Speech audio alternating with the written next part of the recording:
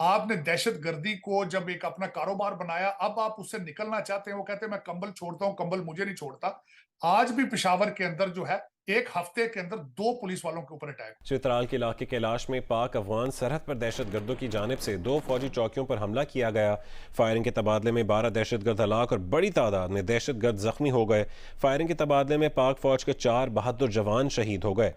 अब रिसेंटली फिर एक वाकया सामने आया है, पूंछ अटैक फिर से किया गया है इंडिया साइड कश्मीर में, जम्मू एंड कश्मीर में। उसी हवाले से बात करेंगे कि क्या वजह है कि एक तो कश्मीर को 2 पीसेस में डिवाइड किया गया। डेरा इस्माइल खान में दहशतगर्दी के 2 वाक़यात में 25 सिक्योरिटी एहलकारों की शहादत के बाद फजा सोगवार है। बहादुर जवानों की शहादत पर सोगवार है। 2 अलग अलग वाकयात में 25 एहलकारों की शहादत के बाद वकला बरादरी ने भी सोग का ऐलान कर रखा है और दुआया तकरीबात का इनेकाद किया जा रहा है। अब नहीं हो सकता। जो भी किया है उसको इसका करारा जवाब मिलेगा। के प्रेसिडेंट मैक्रोन इंडिया आ रहे हैं। फ्रांस वही मुल्क है जिसको पाकिस्तान ने बायकॉट किया है, लेकिन अफसोस की बात यह है कि फ्रांस से लोन भी लेते हैं, फ्रांस को बायकॉट भी करते हैं। क्या मैं इसकी गारंटी करता हूं इस बात की कि इंडिया की मर्जी के बगैर आपको आईएमएफ लोन नहीं दे सकता, ना देता है। बल्कि इस वक्त मैं बता रहा हूं, आपके साथ अमेरिका बात भी नहीं करेगा भारत की मर्जी के बगैर। आपकी स्टोरियां ना सिर्फ वाशिंगटन डीसी के अंदर बल्कि दुनिया के हर कैपिटल के अंदर मशहूर है कि बिफोर आप दहशतगर्दी के लिए मशहूर थे, आज आप करप्शन के लिए कुछ कर भी नहीं सकते, सिर्फ ये बातें करते हैं। बातें इनकी चल रही हैं काफ़ी सालों से। हमारी भी 30 साल उम्र हो गई है, बचपन से सुन रहे हैं, 70 साल बड़े। आप फर्क देखें, उधर जश्न है और इधर आवाम 2 वक्त रोटी को तरस रही है। कितना फर्क है जी। भारत जब से बना, पाकिस्तान जब से बना तो टूट गया, भारत जब से बना तो जुड़ा ही है। दुआ आके जुड़ा 1962 में, 1963 या 64 में जब भी, और उसके बाद आपका जो सिक्किम हमसे जुड़ा है वो भी 1960 की दिहाई में कभी, दशक में कभी वो हमसे जुड़ा हुआ है। ना साइंस के बारे में पता, ना हमें, अगर मैं बात करूं स्पेस एजेंसी का पता। आपने कहा कि चांद पर नहीं पहुंचा, आप तो सबसे पहले मुझे बताएं कि पाकिस्तान की स्पेस एजेंसी का नाम क्या है। मुझे नहीं पता पाकिस्तान की स्पेस एजेंसी का नाम क्या। तो ये कहना कि खाली इस्लाम कश्मीर का पार्ट है और इस्लाम के आने से पहले कश्मीर था नहीं, इस्लाम तो 632 में आया है, क्या उसके पहले कश्मीर की हिस्ट्री नहीं है? जाए हम, आपने बोला कि इंडिया चांद पे पहुंच गया। इंडिया अगर से चांद पे पहुंचा नहीं है, इंटरनेशनल जितने भी इदारे हैं सबने उसकी वो तस्दीक नहीं की और सबने वही कहा कि यार ये फेक न्यूज़ थी। लेकिन फिर भी अगर उन्होंने कोशिश तो की ना जाने की। फिर उसके बाद मैं आपको कहूंगा, अगले दिन यहाँ पे एक हादसा हुआ है कि सेनेट की एक बिल्डिंग के अंदर 2 बच्चे जो हैं, एक बल्कि मजिस्ट्रेट में बैठा हूं, मैरीलैंड यहीं के थे, एक सेनेटर, उनके वो स्टाफर थे, दोनों गए थे।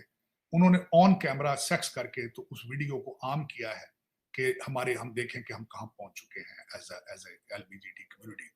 तो जिस कैपिटल हिल के ऊपर कौम के फैसले हों, वहां पे लाइव कैमरों के ऊपर आपके गे स्टाफर सेनेटर्स के लाइव सेक्स करके दुनिया को मैसेज क्या दे रहे हैं?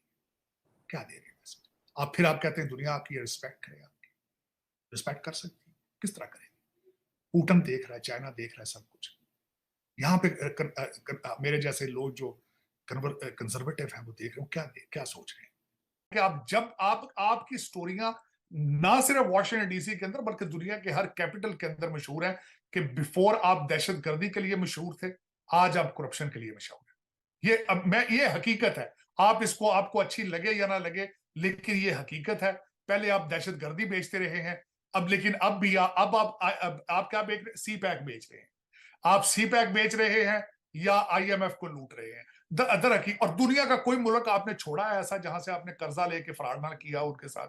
बल्कि हमारे शहबाज शरीफ साहब में वजीर आजम ने कहा था कि मुझे शर्म आती है, अब तो लोग मेरा फोन भी नहीं उठाते। दूसरे दूसरे मुल्कों के सदर जो है, प्रेसिडेंट, वो मेरा फोन तक नहीं उठाते। उसकी वजह यह है क्योंकि आपका क्या ख्याल है, गार्डियन ने स्टोरियां लिखी हैं, वॉल स्ट्रीट जर्नल ने स्टोरियां लिखी हैं।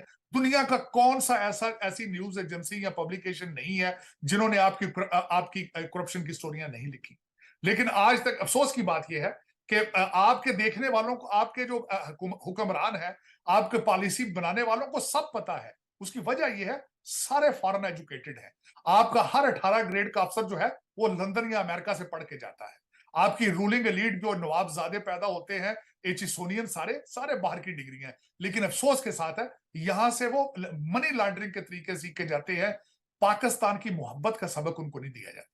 और एक माहौल, एक एनवायरनमेंट ऐसा बना दिया गया है कि जो पाकिस्तान की मोहब्बत की बात करता है, पाकिस्तान की बेहतरी की बात करता है, एक इस तरीके से एनवायरनमेंट बना दिया जाता है कि वो गद्दार करार पाया जाता है, वो एजेंट करार अच्छा, पाया जाता है कि भाई ये तो बिल्कुल हट के बात कर रहा है, ये जी तो जी, बात कर रहा है रिलेशन बेहतर करो, ये बात कर रहा है टेररिज्म पे कंट्रोल करो, जबकि हमारे बड़े-बड़े प्राइम मिनिस्टर लेवल तक के लोग मान चुके हैं कि हाँ भाई, हम इन्वॉल्व रहे हैं इस तरह की एक्टिविटीज में।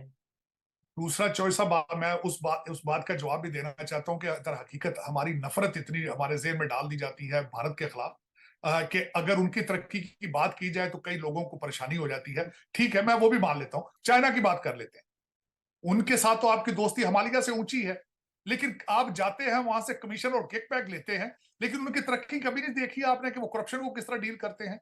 मैं बताना चाहता हूं आपको, वो जिस करप्ट अफसर को, वजीर को पकड़ते हैं, गोली मारते हैं, और गोली मारने का बिल भी उसके लवाकिन देते हैं। और दूसरी बात बताता हूं, जिन लोगों को करप्शन में पकड़ के वो जेलों में डालते हैं, वहां उनसे लेबर कराई जाती है और जेल का खर्चा भी उनसे लिया जाता है। ये चीजें क्यों नहीं आप चाइना से सीखते? ऐसे ही है। अगर आप नहीं सीखना चाहते, भारत समझता है कि दुनिया को हमारी जरूरत है, हमें दुनिया की बिल्कुल सही कह रहे हैं तार साहब। ये अब देखने हैं कि क्या होता है। क्योंकि जो डेमोक्रेट का पर्सपेक्टिव था कि जो ट्रम्प साहब हैं वो इकोनॉमिक प्रोटेक्शनिज्म की बात करते हैं, ये दुनिया को कहते थे कि वापस आ जाओ अपनी फौजें लेके। तो वो एक समझते हैं, जैसे बाइडेन ने कहा था आते ही कि अमेरिका इज बैक, तो वो जो फिर आके सारे यूरोपियंस ने कहा कि पक्की कर लेना, तो वो मेरा ख्याल है कि शायद वहाँ पे भी जो इस्टेब्लिशमेंट बैठी हुई है, जैसे हमारे यहाँ इस्टेब्लिशमेंट है, उन्होंने भी एक फैसला किया है कि नहीं, ये अगर आते हैं तो ये अमरीकी जो इंटरेस्ट हैं ग्लोबली, शायद उनको शायद ख़तरा होगा। लेकिन डोनाल्ड ट्रंप साहब का एक व्यू और है, जिनके पीछे इतनी पॉपुलैरिटी है, वो समझते हैं कि नहीं, जो डोनाल्ड ट्रंप फैसले लेता है वो सही है। सो ऑब्वियसली ये दोनों तरफ की एक जंग है। लेकिन जितना को इन्वेस्टमेंट मेरा ख्याल है डेमोक्रेट्स के इस पर्सपेक्टिव में हो चुकी हुई है, रिपब्लिकन का लगता नहीं है कि वो they will make it even in next elections. But आप बेहतर समझते हैं, आप वहाँ पे नहीं, रिपब्लिकन चीमा साहब, रिपब्लिकन आज के बाद आप नहीं देखेंगे कि रिपब्लिकन कभी भी यहाँ पे इलेक्शन जीत सके। उसकी वजह ये है, एक चीज जो है उसको कहा जाता है आर्ट ऑफ इलेक्शन, पॉलिटिकल। जिस पार्टी को उस आर्ट के ऊपर दस्तरस हो जाएगी और जिसके साथ एस्टेब्लिशमेंट होगी, वही पार्टी अब रूल किया करेगी पूरी दुनिया में। इसमें सिर्फ यही नहीं, पूरी दुनिया के अंदर। इस वक्त ओबामा एडमिनिस्ट्रेशन बड़े टेक्निकल तरीके से 8 साल में उसने डिपार्टमेंट ऑफ जस्टिस को बिल्कुल उसने सोशलिस्ट बनाया, उसने एफबीआई को बड़े बड़े टेक्निकल तरीके से उसने उसको कवर किया, और फिर उसके बाद स्टेट डिपार्टमेंट और हर डिपार्टमेंट, अब वो सारा सोशलिस्ट माइंडसेट है। रिपब्लिकन नहीं अब आते यहाँ पे। उसकी वजह यह है कि इस वक्त चीमा साहब, आप ये देखें कि आप कभी, मैं आपके देखने वालों को कहूंगा कि गूगल करें कभी कि इस वक्त व्हाइट हाउस के अंदर क्रिसमस को किस तरह सेलिब्रेट किया जा रहा है, कौन कर रहा है।